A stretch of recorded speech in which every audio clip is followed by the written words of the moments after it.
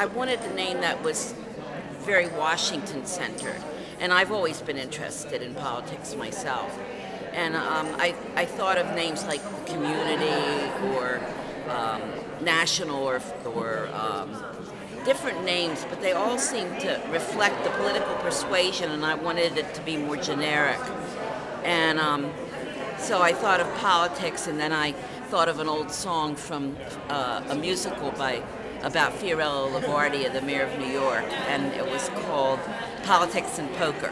And so I got Politics and Prose, and that sort of summarized the things that I was interested in, politics and prose.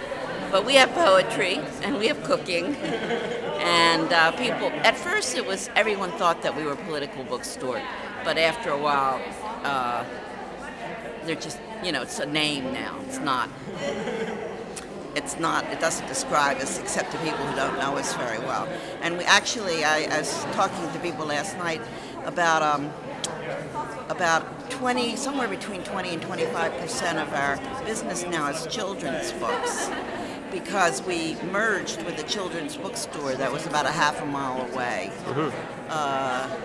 almost 10 years ago. And they brought a huge clientele with them and have continued to develop it. It's been really synergistic, the children's and the adult section. So when was this, when you picked the name, Politics and Prose? How long ago was that? 23 and a half years ago when we opened the store. So right in the beginning, you picked that name? Yeah, it's right in the beginning, yeah. But we were tiny in the beginning. We only had about 1,400 square feet of sales space.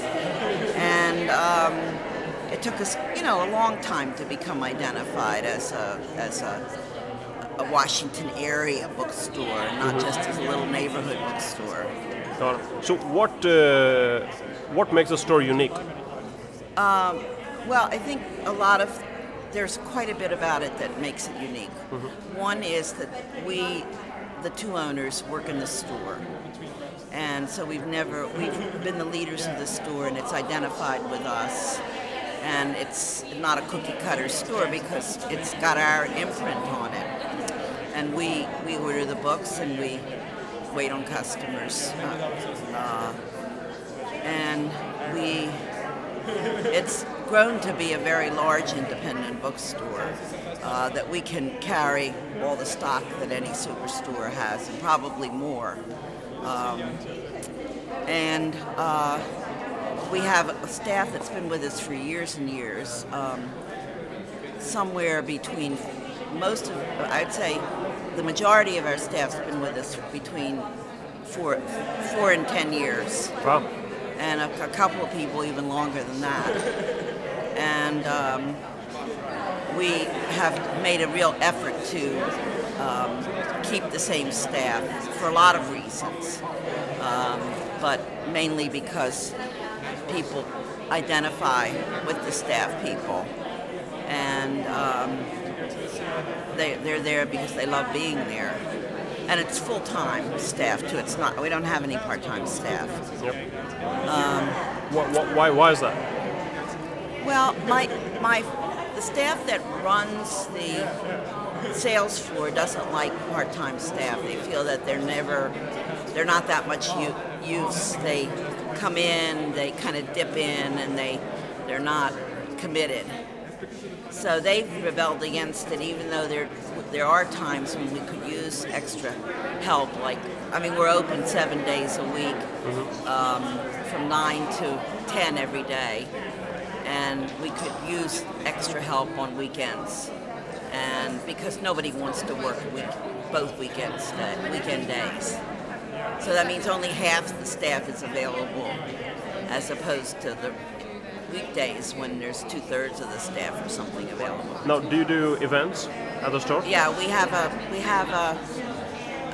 an author every day and 2 on weekends. One author every day? One every day, yeah. I'll give you a copy of the program. So give us some examples of events which are very consistent with Politics and Prose brand and your image. Like, what kind of events are you really known for? We have a lot of politics, and people in Washington are very interested in politics. We have a lot of we're having Fareed Zakaria is coming in a couple of weeks, The and we've had a recon, lot of yeah. books on that theme of the changing world, and we had a wonderful young author named Parag. I can't think of his last name, but I will. And also on the same theme. And we have a lot of events about the Iraq War. But we also were having Jhumpa Lahiri and Geraldine Brooks and Fiction, yeah. yeah. So we should join our party. Yes. That was awesome. I'll give you a copy of the book. Yeah, I would like that. One of those popular galleries involved, second to a number of that, but also to Take Model, where we'll be going later as well. I'm just going to give you a brief overview of what we're going to do today. I'm James Boothcliff. I'm the sales director of Fine. Simon Gwynn runs our UK business, and Kim Hay oversees everything else and runs me, basically. Which,